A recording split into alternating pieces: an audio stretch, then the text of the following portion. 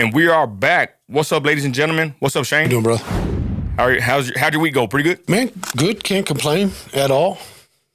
Yeah? Good week. It's cooling off a little bit. Yeah.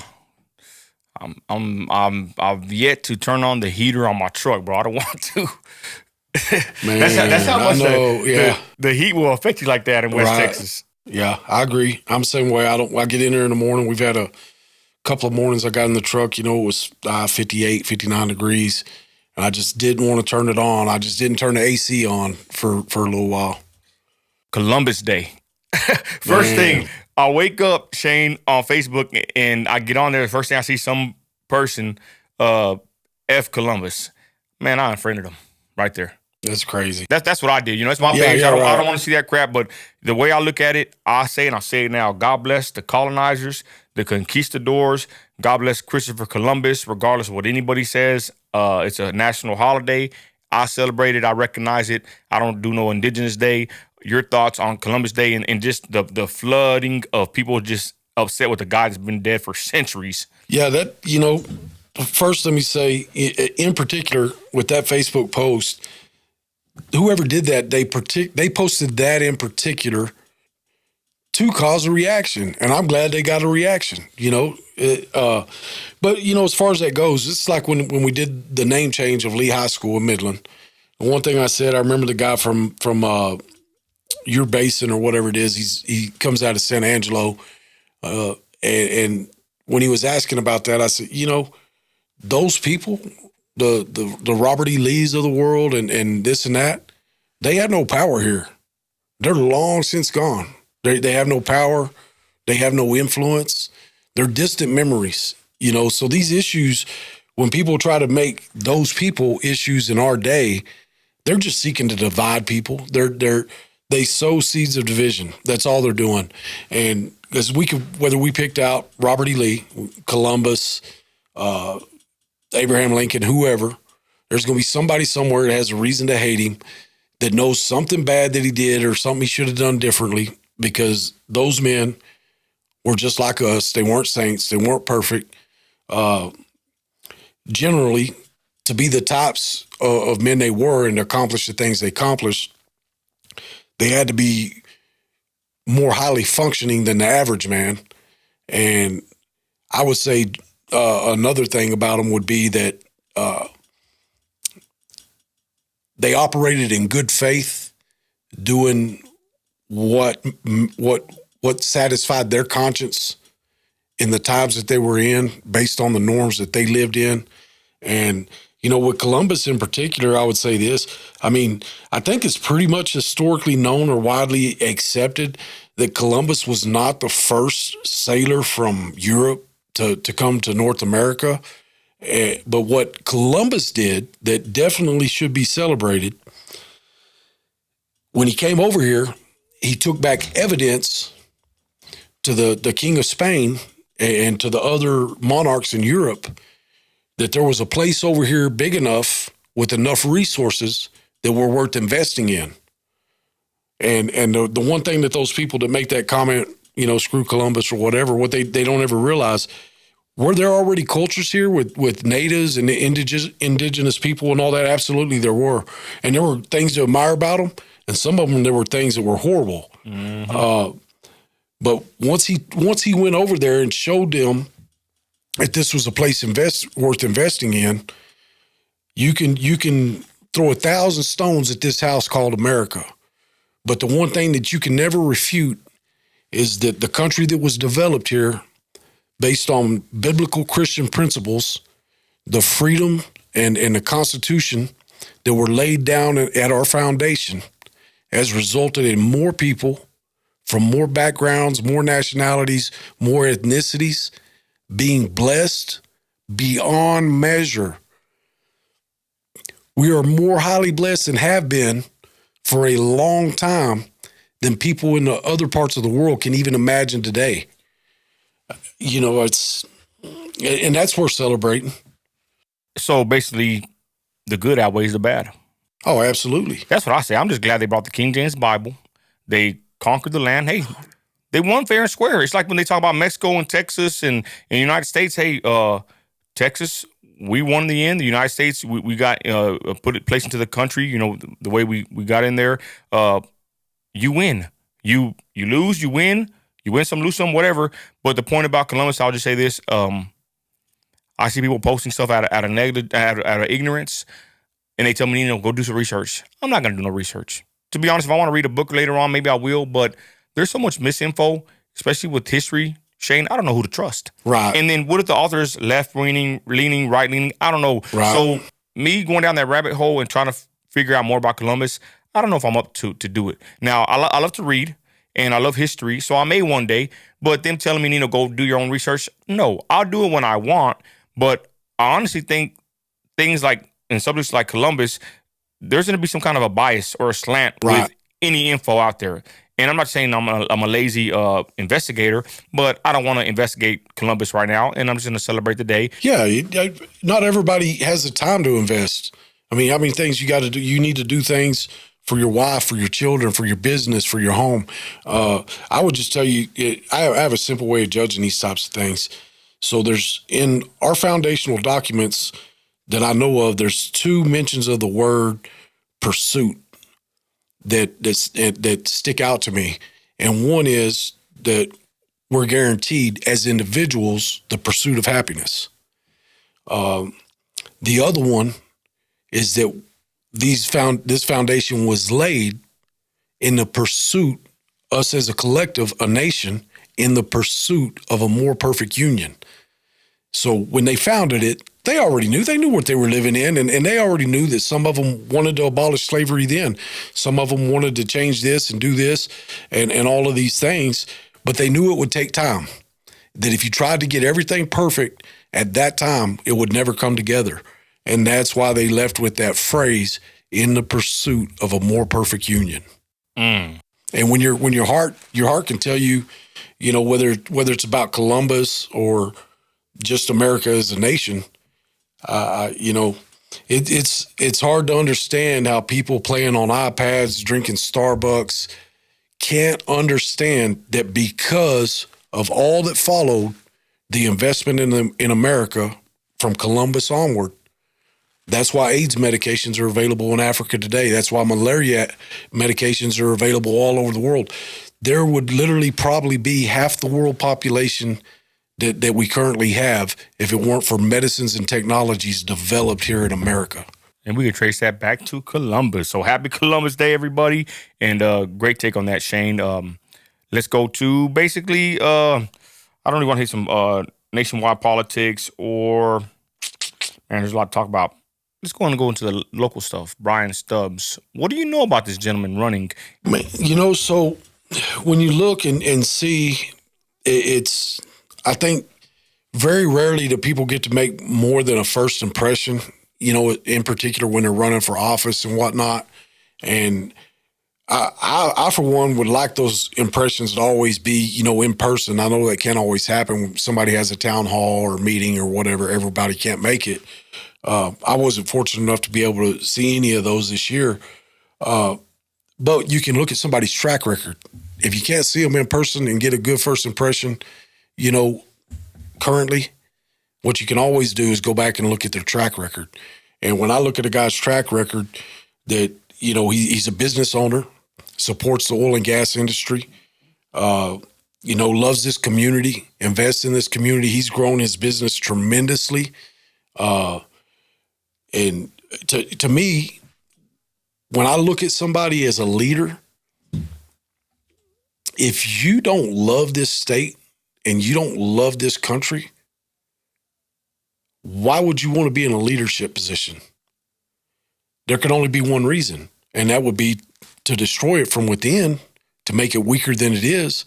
And with him, I have no doubt that he loves this country, he loves this state, and I would say that's the kind of guy, honestly. I prefer someone like Brian Stubs, who's not a career politician, that goes around saying whatever is popular to say at the moment, that he's built a life, he's built a company, good family man. Because when someone like that's making a decision, I already know that they have a track record of making responsible decisions and being considerate of others, how their decisions are going to affect others. And I mean, my opinion, can't ask for more than that. Yeah, I see right here the business leader we need. He has a website, brianstubbs.vote, supporting the oil and gas industry, making roads safer, keeping taxes low, supporting public safety, continuing downtown revitalization. I don't know about that one, but improving quality of life. I saw him and his opponent. I guess it's Bredimus, right? That's who he's going against. Yeah, he's running against Bredimus. I saw the comparison when they did they did a video. She blocked me today, finally, or yesterday. But anyways, they did a video, and he's saying he wants to keep taxes low, help Midland, keep its hometown feel, but still grow with business. And then you hear Bredimus, she's saying that she called the police and someone was trying to wreck in her house and they never win or something. You know what I'm saying? I'm like comparing just the statements and their vision for Midland. Yes, of course, it's nice to have police, respond to calls. At the same time, I wonder if maybe, I don't trust people like her, to be honest, where did somebody really do that? I kind of somewhat doubt some of what people do or they report, because I think sometimes, and you've seen it before politically, you can make stuff up. And I'm not saying she did that, but I'm just saying I don't trust her, right? So, and then she made another video crying about some other stuff when she was actually doing a lot of stuff that she said in the video. The whole point is, I believe a lot of people, especially on the left or left-leaning, they like to play that game, and they cannot be trusted because sometimes, Jesse Smollett, all this other weird stuff happens. I don't know. I'll just leave it at that with her. But the point, what I wanted to say is, she's upset that she's in her, little rich neighborhood and no police came out there. And in comparison to Stubs here, he's talking about what I want to hear. Oil and gas industry, taxes low, helping make business, Midland more of a thrive. I think he even said that word. So just seeing those videos, I thought that was a better representation of what I want. And just knowing, really not even really knowing him, but knowing who he's running against, in my opinion, speaks volumes. And I will never vote for her. And I think this guy deserves a chance, and he's going to get my vote. Or he's who I want to recommend to people if he's in their districts. I would say the same thing. If you were asking me, definitely those are reasons that I would support him. The chief reason I could probably, I won't say never, but that I could probably not find my way to supporting Heather Bredimus is, when we look back at the COVID issue in 2020, as a private citizen, she was advocating the local government to force people to wear masks and get vaccinated or not be able to go shopping for groceries. She was advocating as a private citizen to force businesses to close their doors or be penalized for allowing people to shop without a mask on. And she was at their doors, right, demanding this from little companies, man. So my take on that is, if someone thinks that the way they feel and their opinions give them that prerogative to take away the livelihoods of small business owners and just totally subjugate the freedom of other citizens as a private citizen, what does that say their ego is going to be in any position of authority or leadership? I mean, that's as bad as it could get for somebody to be sitting in a position to make decisions for people, because there's no middle ground. There's no room for conversation with a person like that. This is how it is. And to hell with the consequences. And we don't care how you feel. Don't care about your freedoms. This is what we're going to do, and that's not how this country works. And then I have proof. I made a post, right? But she's there, at a city council meeting regarding the mask and whatever mandates back then. And she's taking a selfie of her, virtue signaling that she's better than everybody because she's wearing a mask and the other people are not. And she said, I'm so upset that these people are not wearing masks. And she's actually posting other people's faces. In my opinion, that's doxing private citizens on her social media accounts, showing that she's better than them because she's wearing a mask and they're not. So she's doxing private citizens. She's harassing private businesses, actually going to their doors. We have actual proof. These are not just accusations. And then also she was for these books being accessible to children that are very controversial, very explicit. And a pastor that came to Midland, they're actually making a movie about it. He was reading and they're trying to arrest him for even reading these books, but these are the books that she's advocating for to be in the hands of young children at the Midland public library. Right. So these three things are the things I have against her, besides other issues. But again, like I said, seeing the video of her and Stubs, just comparison, I just said, man, you can tell she's not. This is not a leader. This is not a leader whatsoever. Stubbs, man, just right when he started speaking, I said, man, these guys talking my language. Your thoughts on him, and we wrap it up on these local elections that are going down for November. Well, he had me at lower taxes. When you say that, I mean, plain and simple, in 15 seconds or less, why would I trust any government agency with more of my money when they've already wasted and misspent as much as they have? They've shown they're irresponsible with our money. There's no reason I would ever vote for somebody that wants to give them more of my money. Totally agree. There's other people running too. I don't even want to even mention these people, but one of them, made a post about that. I guess I'll say it. Courtney Ratliff made a post saying that he's ashamed of the MISD for this is what they're offended by, right? They made a post saying that they're closed for Columbus Day. He was mad because they did not say Indigenous People Day or whatever, right? And of course, it's the guy that spearheaded the Lehigh name change. And I'm like, man, this is what you're worried about? You're worried about them actually just making an actual post to inform citizens that certain things are shut down for Columbus Day, an actual federal holiday. You're mad because they're not saying Indigenous People Day or whatever this hogwash is? What does that tell you right there? Well, that tells me that post says a lot more about Courtney Ratliff than it does about MISD. Honestly, the district he's running for, I could not fathom. It may be possible. You never know what happens with backroom deals and this and that and financing and all the crazy things that happen in any form of politics. But I can't fathom that anybody that thinks that's an important issue as opposed to the safety of our students at school, improving their education and increasing teacher pay and things of that nature could possibly be a serious candidate for a school board seat in the same district where we have somebody like Michael Booker that, he's a middle of the road, common sense, good family man that loves his country, cares about our schools, cares about our students. I don't, sometimes things like that are hard to say in the same sentence, those two names, because they're so polarizing, categorically different, Yeah. And, but, then we go, Brian Murray, and I think it's District 7, running again. And in some ways I kind of see him in the same vein as Booker.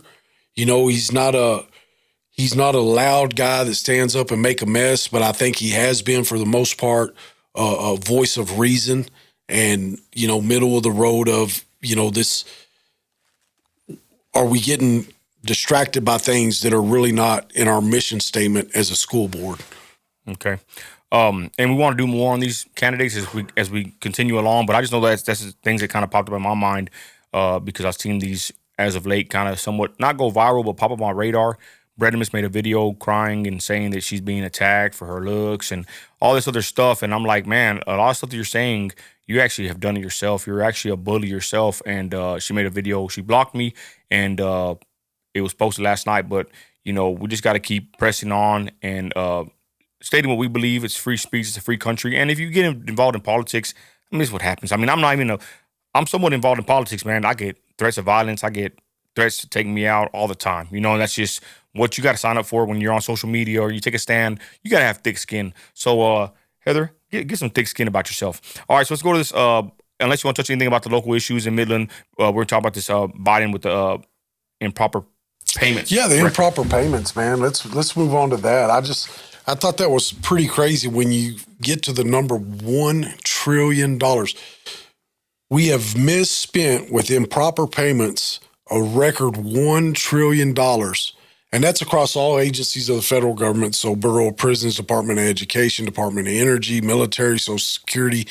Out of all the things they spend money on, $1 million has been $1 trillion has been misspent. This while they struggled to find the money for hurricane relief efforts or, some of the wildfire efforts previously. Look how much of New Orleans hasn't been rebuilt from, man, that's been 7 or 8 years ago, something like that. That's what I said about Florida last time, right? Yeah. Somebody I know, they still haven't received no money, right? They're saying they're going to get 750 this time. There's people getting screwed from the last hurricane. They're saying it's $450,000 every minute is basically what that accumulates to. $1 trillion. So when they say misspent, what does that mean? Misspent or mishandled? What does that mean? Some of it is that they sent Social Security checks to people that have been dead for a good while. They gave, I can't remember the number on prisoners, but they sent millions of dollars to prisoners who have no claim established or no reason to be getting that money. They just filed some paperwork hoping they would get lucky, and they got lucky. Some other things I believe were overpayments of this and that. The IRS. Right, IRS. Yeah, the IRS was a huge part of it, actually. It says getting worse. Obama had wasted roughly 4% of his spending, Trump 5%, and then Biden is approaching 6%. How do we fix this? Well, a lot of it we can fix. Vivek Ramaswamy is he keeps hammering on this nail. What do you think about that guy? Oh, I like the guy. Okay. I like the guy, but the nail that he keeps hammering on that really impresses me is dismantling the administrative state. There's no reason. So the Department of Education in Washington, D.C. doesn't teach anybody anything. They just collect a bunch of money from all of the states and then dole out money to organizations and school systems that they choose to give that money to. But they have however many, I believe it's something like 1,300 or 13,000, one of the two employees in the DOE, and none of them are teaching students, but they're all collecting a government check, and they're all part of a union. And then you break that down, you get away from D.C., you have probably regional offices of the Department of Education, and we don't need that. I mean, think about it: Midland Independent School District. So you're only independent if you work for and through yourself. That's how you're independent. The further you get away from that, becoming a member of the Texas Association of School Boards or being in good standing with whatever other agency or union, the Department of Education, the further you are away from your mission statement and what you should be focused on. But I mean, that in particular, Department of Education, whatever sub-agency or part of some agency that is, going around making sure schools are in compliance with allowing, men into women's restrooms or whatever, all the crazy stuff they do. Same thing. I mean, how many we've seen over the years, every once in a while, we see a list of 10 crazy things the government spent money on. They gave, say, $3 million to Yale to tell us why tadpoles swim to the left for 30 minutes a day, or whatever, some crazy stuff that, but him hammering on that now in particular, that's the biggest waste. I mean, there's so much waste throughout the federal government. I would say same thing, even with the FBI. We know as piss poorly as that has been administrated and ran, and it's they've totally politicized it. That needs to be done away with in Washington. If you want some type of agency like that, you can have regional offices or an office per state, and they can investigate federal crimes that occur within that state, and they can work out their communications issues and logistics issues and things as they need to. But to have a big old, $130 million facility and all that in Washington where they go in there and indoctrinate their agents and whatever else they're doing, just waste of good money. Totally agree. I'm going to segue. I'm going to go to the local issue. We got the DOJ fights for illegal aliens to vote in Virginia. That's the next subject. But before that, I put a post up. I want to see what you think about this one, Shane. It's barely crossed my mind when we're speaking. Somebody shared a day ago a post of the illegal aliens outside of Home Depot in Midland, and it said, "Be careful. There's a group of two different groups of men outside these stores. Be careful." I took that post. I put it on the page I run for the local, missing women and exploited women and children, should I say, and of course my big page, Need America.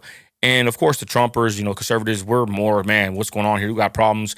The other page, that's for searching for, innocent women and children that are missing. It's a different crowd. I was very alarmed, but not really surprised of the people that were laughing at the post. They were, saying it's not a big deal. They're actually looking for work. I basically said on the post that I know they're illegal. I know they're from Venezuela, and I posted the link of the video. I did an interview with them, and I said they are outside of Midland Home Depot / Target.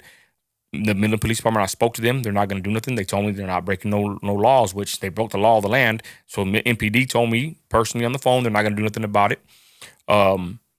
Also, Border Patrol, they don't actually return my phone call.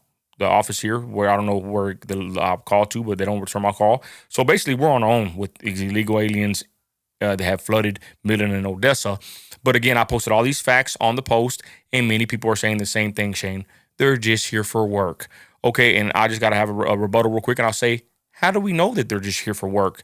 And also, why are they excusing this? How is this being excusable that, hey, they're just here for work, they're here illegally, they're from Venezuela, to turn a blind eye? It's kind of like my wife said. She said that the reporter asked somebody, they're saying that they're Trump saying there's reports of, I forgot what state it was, but the illegals are taking over all of y'all's apartments. And when we found out it's only some, and then the guy told her, you're glossing over the fact that you're saying that they've taken over some.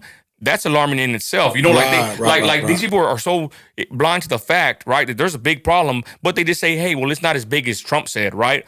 Same thing with the illegals. They're saying they're here to work.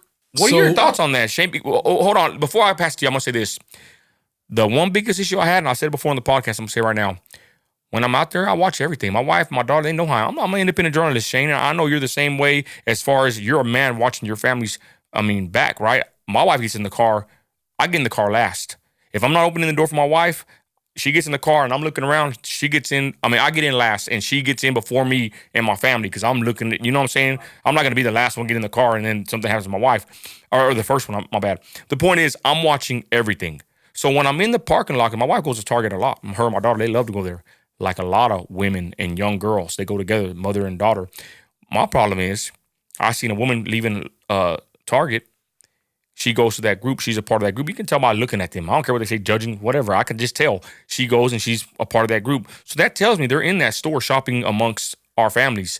So the thing that I have a problem with these illegals being outside of Home Depot, Target, besides them being here illegally, is that my kids are near them. And you might say they're here for work, but how the hell do we know that?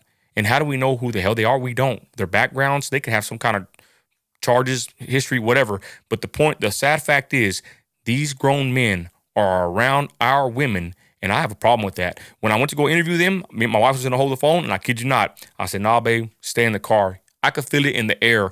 It just didn't feel like a safe environment to bring my wife amongst these men. And even me, I'm a man, but I went and spoke to them. It was unnerving to go speak to these strangers, put a camera in their face with a microphone. I did it. The dude wanted $50 for a 5-minute interview. They're not cheap. But the whole point is they're outside of Home Depot. They're outside of Target. Midland Police Department's not going to help us. And people on Facebook are saying they're just here for work. Give me the breakdown. Sorry for taking so long. Go ahead, Shane.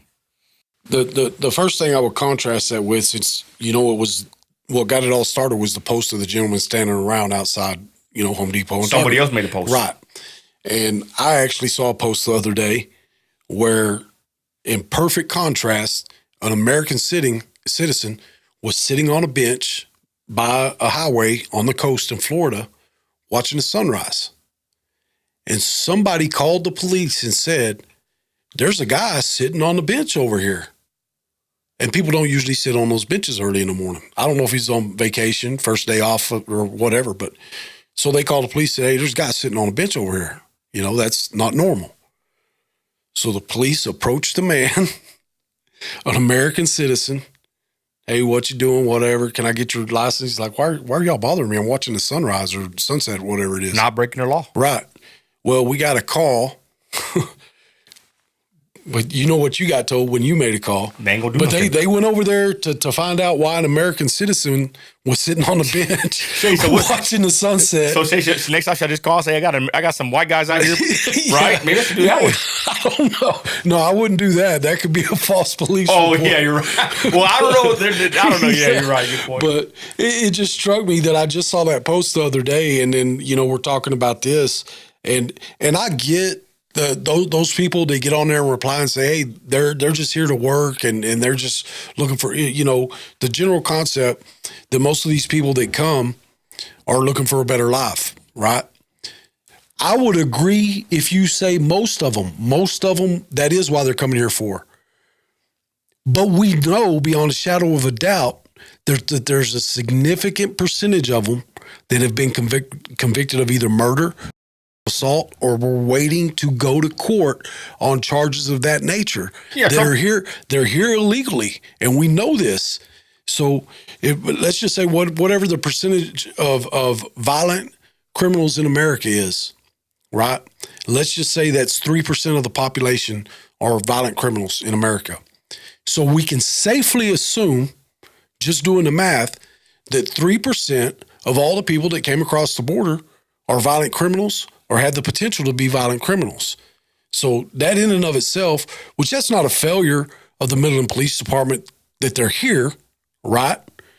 But when you congregate in an area, I mean, if you and I congregated with Trump flags, and we did so in many times, many places, and there were at least probably 50% of the time that they're becoming a heightened police presence in the area. More cop cars driving by. Yeah, you know, right, want to go park across the street and just watch us. Right. Yeah. So, you know, that speaks to one, our own police departments, our own law enforcement, and our own city leadership. They either totally embrace that and they want more of it, they support the illegal immigration and cheap labor, or they're terrified to say something for the sake of being labeled by the lying media as racist or whatever you want to call them, and they're afraid of possibly losing funding because all of them receive some type of funding, not every year, but pretty frequently from the federal government, state agencies. But to those people that say they're here for a better job, absolutely, I cannot condemn that man for standing outside Home Depot, wanting to go to work, make some money, or I won't condemn him, won't speak ill of him. But what I'll tell you is when you keep wondering why your wages don't go up while you've been making the same damn wage for 10 years, it's because every year they let 2 or 3 million people come across the border that will work for less than you work for. And if the average wage is $12.50 and you keep bringing people that'll work for $10, they work that average down. And then your only choice is to keep working for that $12.50 or go get on disability or HUD or something and let them have that job for $10.99 an hour or whatever it is they'll do that job for. This is the reason that these people are allowed to come across the border is not because Joe Biden or anybody else cares about these people. It is simply because the big industries, the big corporations in America, and now even a lot of the smaller corporations that are desperate to have people drive trucks, fix air conditioners, do plumbing, work at fast food restaurants and all of this stuff. Those people tell the Chamber of Commerce, the Chamber of Commerce tells our politicians, we've got to have this labor. With the way y'all are printing money, this is the only way we can keep our costs low. As a business, I have to pay more for my ingredients. I have to pay more for my new spoons, my tables, my tablecloths, my menus. The only way I can keep from going up 15, 20% every 3 or 4 months is by keeping my labor costs lower and lower and lower. It has to become a smaller and smaller percentage of what I'm having to spend to operate my business. And you can take that, and some people are going to say, oh, well, that's just not true. You know what? Well, you could go look at even a lot of these tech companies and go look who's working there.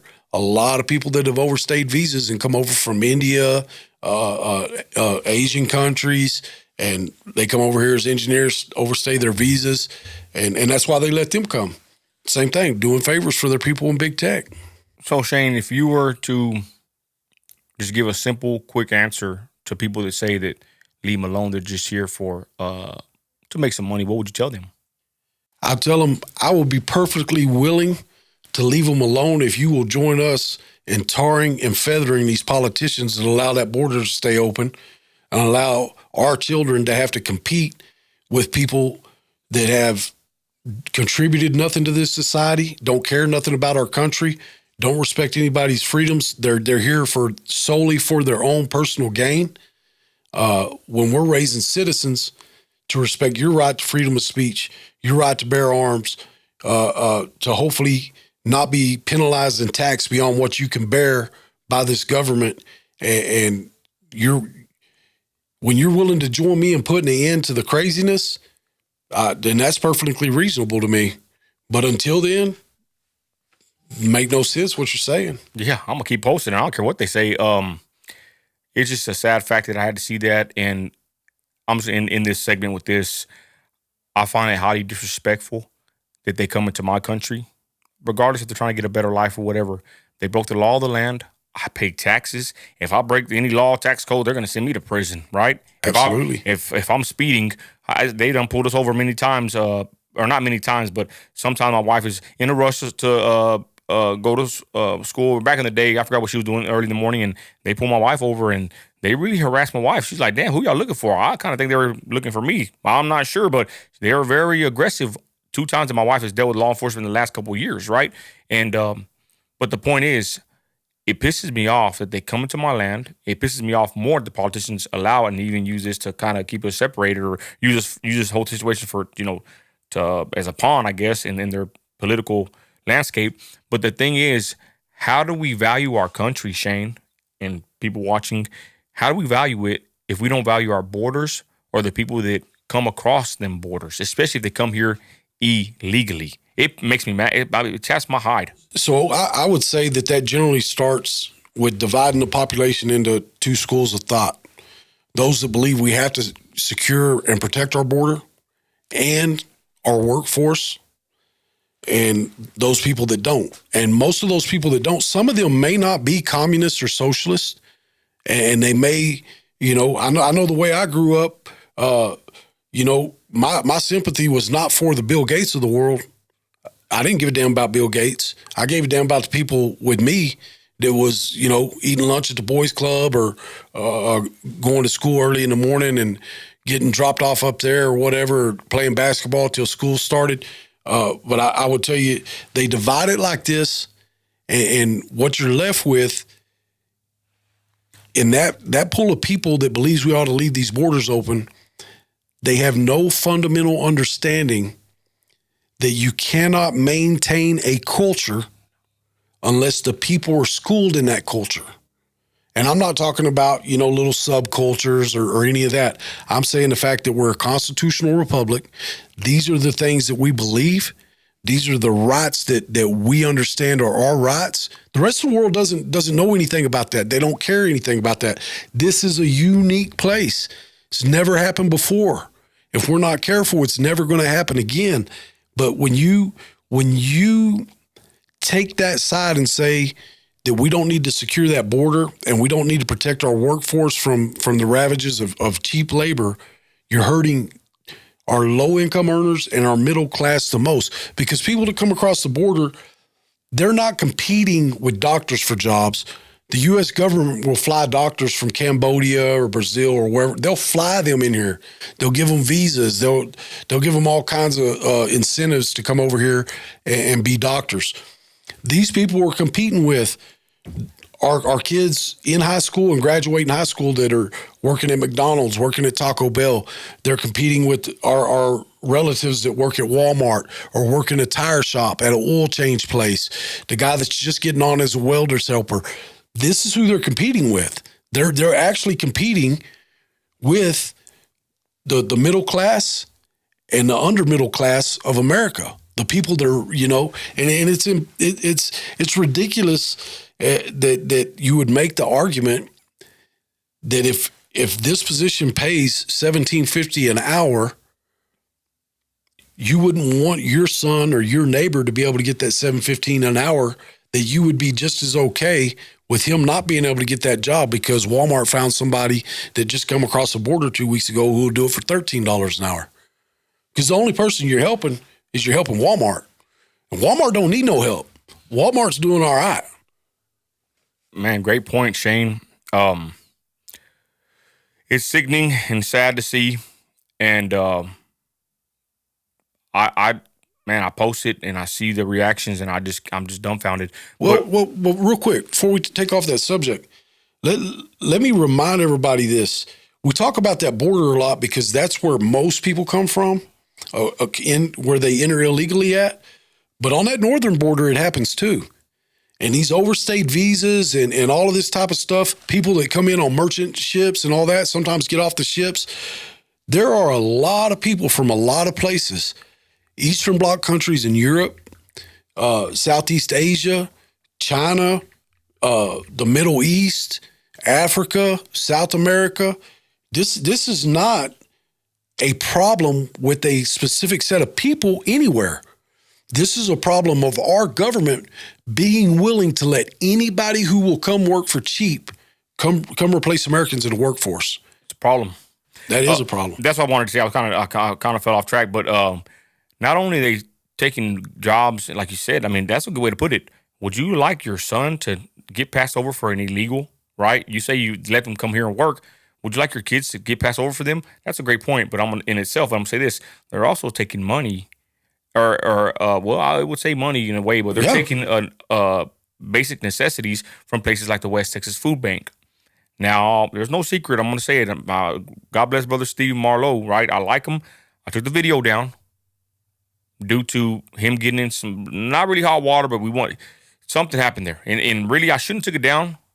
I'm for free speech, but I did it because I respect the man, right? But when we're hearing from that specific place, which probably happens across the nation, these illegals are flooding these nonprofits, which are funded somehow, right? And they're taking food, basic necessities from the average American citizen, Midlanders, and they're having to turn away people at the Midland Food Bank of all places, probably everywhere else in West Texas. They're turning away senior citizens, American citizens, and native Midlanders from receiving any help, and they're actually giving this to illegal aliens. So not just is the money with the pay grade going down and hiring cheap labor, that's a problem. But these illegals they're like parasites. I mean, I'm not trying to be mean about it, but they're sucking from an organism and other parts of the body are suffering, right? Well, that goes back to what we said about the culture.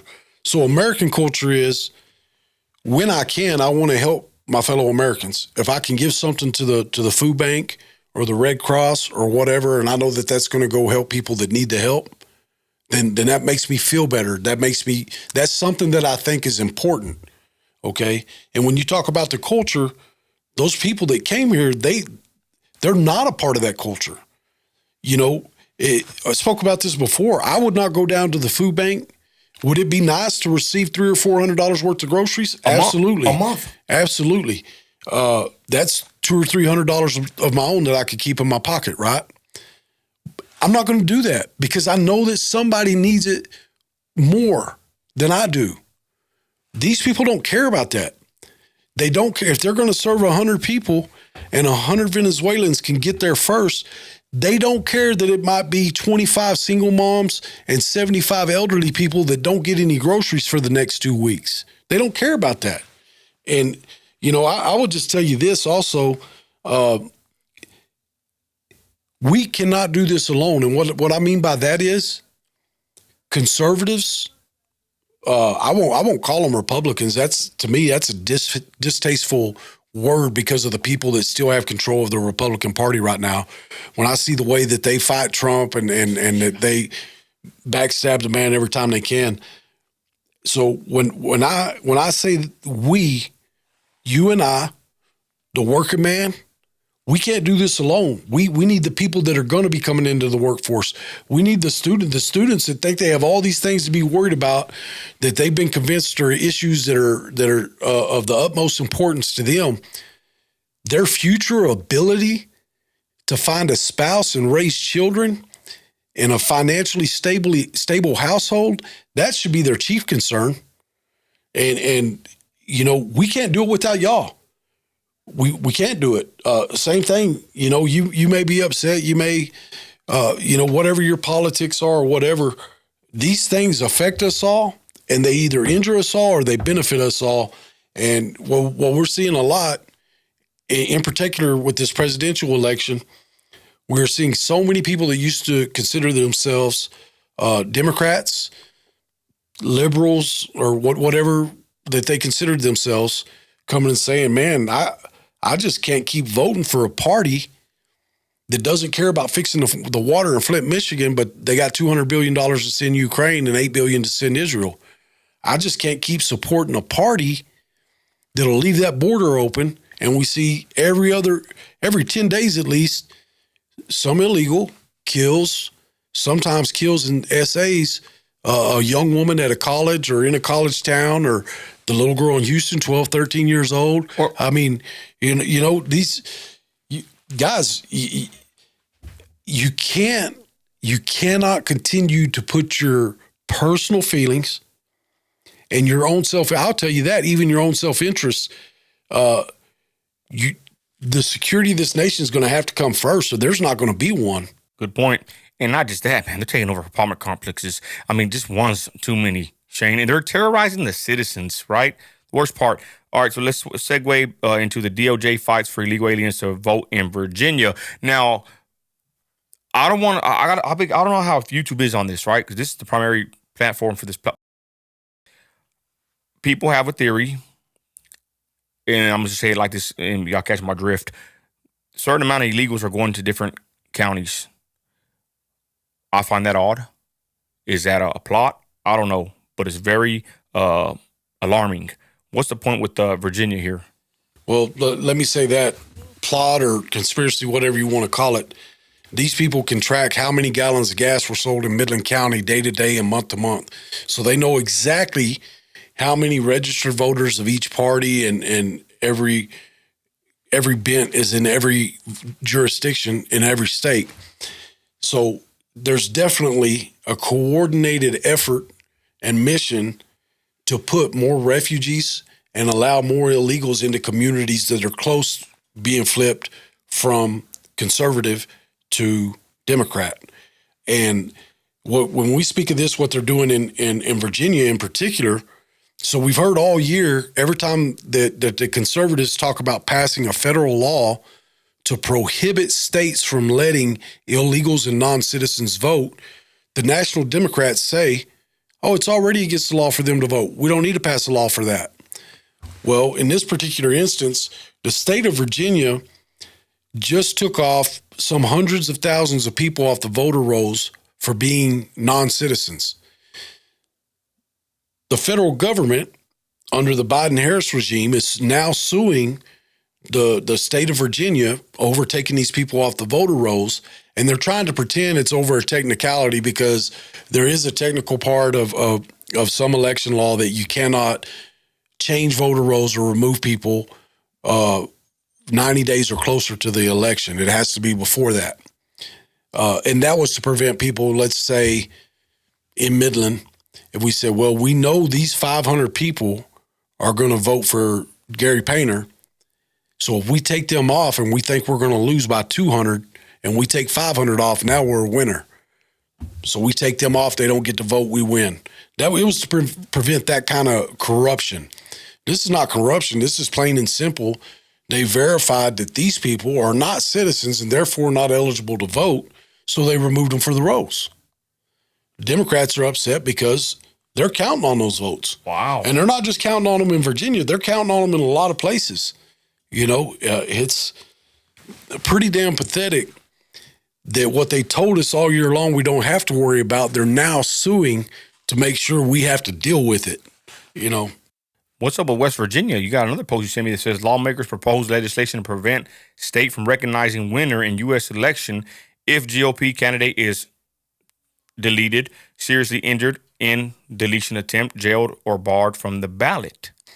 Right. So that is basically saying we acknowledge that there's been two assassination attempts on Donald Trump, and we are not sure that there are not some organized resources or whatever that are trying to get this done, and we want to reserve our right to certify this election if something is done that results in those circumstances where he's elected, but we don't want to have to give our certification for somebody else if they do something to remove Trump from that possibility of being president. I mean, we're you know, that sounds like a crazy thing. We would have never thought we would hear something like that. Leaders stepping up and saying, hey, this is something we're worried about. 15, 20 years ago, we would have never, that was not even within the realm of possibility as far as we knew. But look at what we've seen. Since 2016, we have seen some of the craziest things. We have seen the Dick Cheneys of the world and the George Bushes of the world, who we all thought were conservatives that loved our country and loved our Constitution. We've seen them be embraced by the people that hated them. They called for them and hung them in effigy and called them war criminals. Now they're embracing them because that's part of their bulwark against Donald Trump and America first. And, they've always said that politics makes strange bedfellows, and when you can call in chips like that, it also reminds me of this. I was thinking, somebody told me, we were speaking about this earlier with Heather Bredemus. Somebody told me, I'm shocked that she's running as a Republican or calling herself a Republican, because I went to high school with her and she was pretty liberal, left leaning, and she's always been that way. And I can't figure out why she would run as a Republican. Well, it's the same thing with all of those people, the Cheneys, the this, that. There's certain points you get to university and you join, whether it's a fraternity or some kind of political action group or whatever, where they say, I know I got me a good group of socialists here. You're going to the Democrat Party, you're going to the Republican Party. You two are going to the Democrat Party, you're going to the Republican Party. Democrat, Republican, we're going to put you in the independents. And I mean, it's just, it's so easy to see now when we look back and we see all the times where so-called good constitutional conservative Republicans voted to let Obamacare pass. Why so-called conservative Supreme Court justices allowed it to stand as written, even though it called for a tax through that administrative law. They called it a penalty, and they don't have the ability to lay penalties on us, only taxes. But when you wonder how somebody that's totally against something can vote for it, that's how. They were never against it. They were pretending. And I used to like Bush, even as a kid. I mean, they're from Midland. Well, you know what happened? We didn't have the internet. Yup. And it's one of those things. Like, I had no idea that Bush Sr. ran the CIA. That I had no idea that he was involved in all kinds of special operations and spying and all that from, after World War II. And, then, we hear a little bit, sometimes something gets out about, they're deeply tied to Halliburton and Cheney's a Halliburton guy and they want this war so Halliburton can go back over there and do this and do that, and all these companies can do this. And a lot of that's true. But without the internet, we didn't know all the little peripheral things, that George Bush he's willing to go sit down to keep us from putting tariffs on China and to keep us from reestablishing a strong manufacturing base in America. He's willing to go sit down with people that publicly treated him like dirt. But he knows behind the scenes they've been hugging and dapping each other up, for years. The I hate when they say it, but it's the truth, right? Two wings, same bird. Yeah. That's pre-Trump. Oh, Trump's absolutely. way different. Yeah. We got a couple minutes left. Man, great show today. I just seen her on Twitter, and I'm going to bring it up. There's a picture of J-Lo, Diddy, supposedly, and I want to say maybe Jay-Z and somebody else. Well, I have it right here when I put up Twitter looking up. J-Lo, is that Jay-Z? Yeah, Jay-Z, Diddy, and another woman in a very compromising state. Speaking of the internet, we have AI. We have these deep fakes. This picture, when I first seen it, I said, that's probably an AI-generated image. It just got picked up by a pretty big conservative page.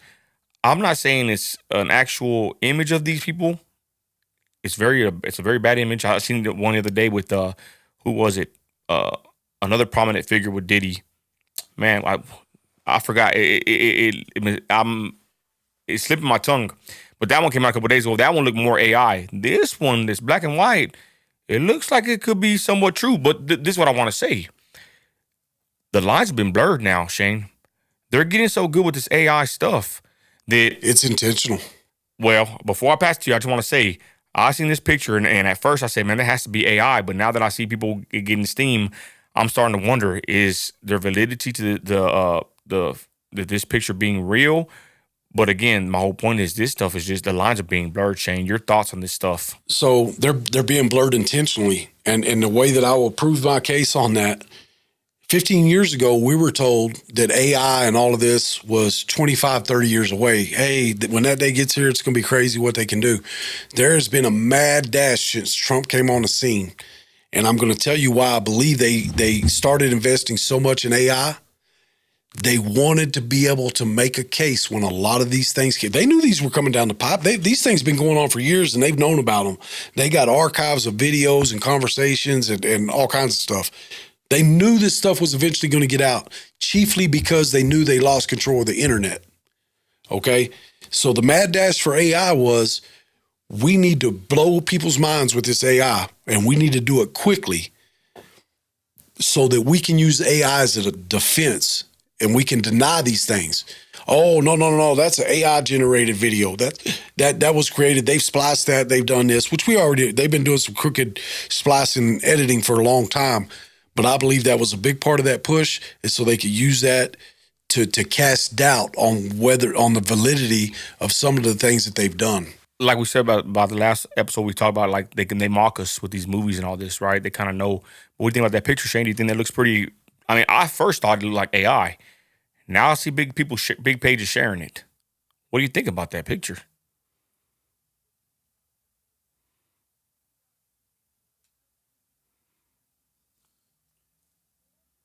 Man, I'll tell you what, that's awful realistic looking. I know we got the guy photoshopped in the bottom left corner. Yeah, that's not part of it. But this looks that looks awful genuine to me. One more thing I'll tell you about the internet and them losing control. If you find DocNet/YouTube, let me look him up real quick. Yeah, go ahead. Just so y'all can reference this.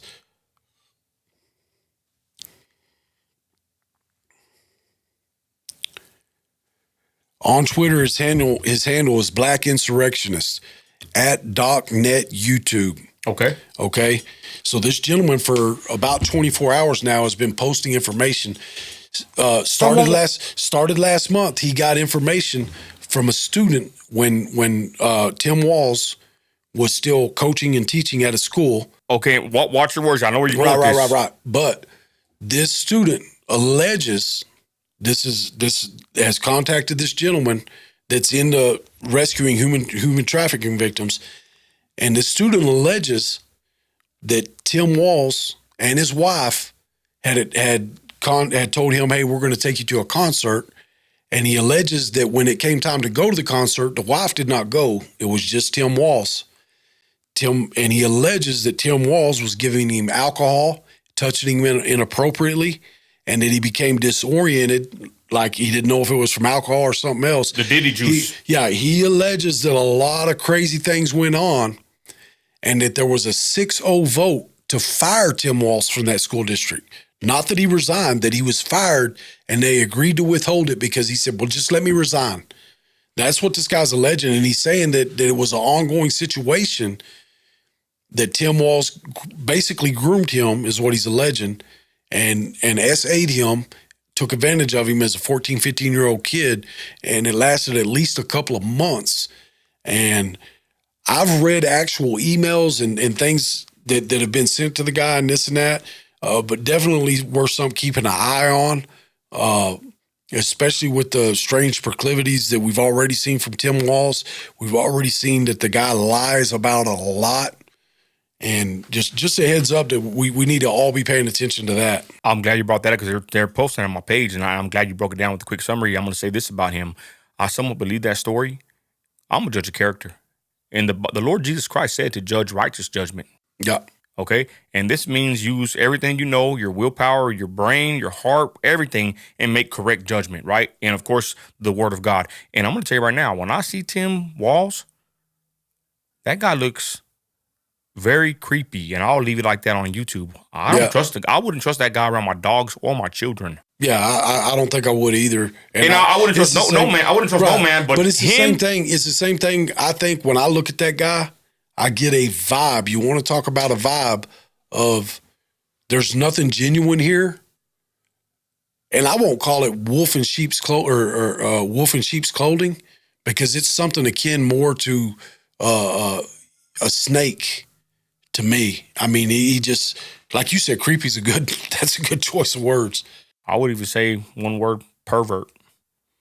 I don't know if you agree with that one. Well, we're going to find out. Yeah, interesting. Yeah, we're definitely going to find out. Okay, and with that, y'all, it's the Hour Pack. Thank you, Shane. Thanks, everybody watching. Catch us on the next one, and we're out of here. Hey, bro.